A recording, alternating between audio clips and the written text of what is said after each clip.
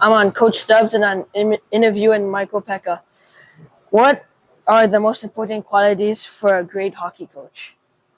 I think there's a lot. I think great coaches, first and foremost, understand people, and on teams you have a lot of different personalities. So a good coach will know how to manage all those different personalities at the same time.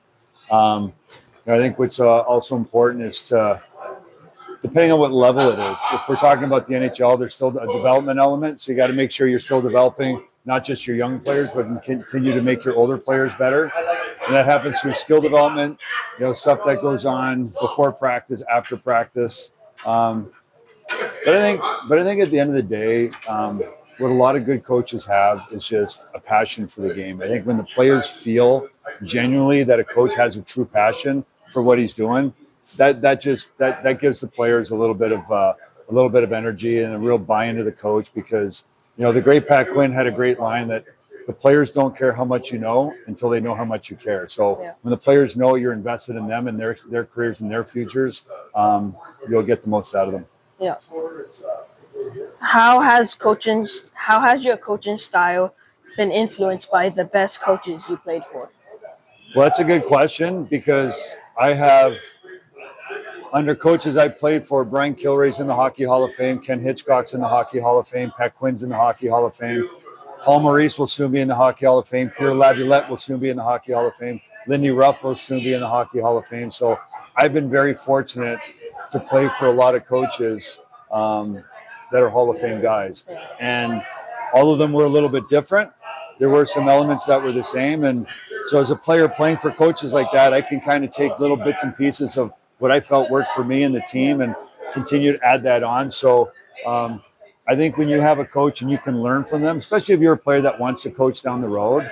I was a captain. I was an older player. So just by virtue of that, you do some coaching with younger players. But it's really good to learn from coaching, for sure. Yeah. For young coaches, what are the biggest mistakes when they try implementing systems? I think the biggest mistake young coaches make is they're too eager to want to prove what they believe is going to work. I think sometimes young coaches can be a little bit stubborn, and at the sometimes young coaches also, it's both. Like, they can be stubborn and want to make work what they believe, and two, on the other side of that, there are some young coaches who are a little bit too afraid to really take ownership of what they believe and see it through, and all that's just feel with the team and all that sort of stuff. But again, if you're a young coach, you're probably like, in a situation like me. If I was a young coach, I would want really smart coaches around me, people that have maybe done a little bit more than me, have a little bit more experience than me, because there will be situations that will seem unfamiliar or uncomfortable to deal with, and having some experience around you would help navigate those situations. Yeah. If you were coaching a U15 or U18 team today, what three habits would you focus on every day that would give players the best chance of eventually reaching the NHL? Well, one, be the hardest working player every single day.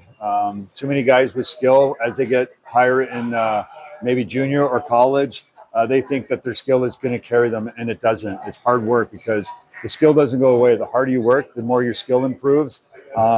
And you can't play in the National Hockey League unless you compete at a very, very high level. Number two, take ownership of your development path, meaning in the off season, if this is something you want to do for the rest of your life, then you got to commit your whole life to it. You got to train. Picture a pie chart, and I learned this a long time ago. Family and education are always going to take up at least 50% of that pie chart. Those are non-negotiable. But now you have 50% more. Now, if you're a 15-year-old or an 18-year-old, how much does hockey mean? Now, you're going to have a smaller pie for video games and hanging out with your friends. I know in my experience when I was that age, my pie was a lot different than my brother's pies, and they were just as good as I was. But my pie for hockey was a lot bigger than theirs. And the time I spent training and doing things to become a better hockey player, my pie was bigger. And if your pie is bigger, when it comes to the time you allot in your life, you're going to have a lot of success. And I just think, thirdly, if you truly believe it, do it. Don't let anybody tell you can't do it. Don't let anybody tell you you're too small, you're too slow, whatever it might be. And it goes right back to the first one, because if you work hard and you outwork everybody, you're going to find a way to get there. Yeah. If you could pick players from any era, what would your all-time starting lineup be? 3 forwards, 2 defense, 1 What a good goalie. question. I just did this with my son and driving to Toronto the other day. So my centerman would be Marilyn New, because I want one of the best that ever played the position to be able to control play. I would have Mike Bossy on the right wing, because I still feel Mike Bossy was one of the greatest goal scorers to ever play the game. And on the left wing, I think I'd probably convert Mark Messier to a left winger, because he can take the left side faceoffs, very physical, but can still play the game at a high level. I would have on defense, I would have Brian Leach paired with Chris Chelios. Being a Canadian, picking 2 Americans is tough, but I think those two are just incredibly talented and competitive. And in goal, I would have Dominic Hasek, because he was the best that ever played the position. Yeah. Well, thanks for the interview, Michael. Thanks for reviewing. Yeah, cheers. Thanks.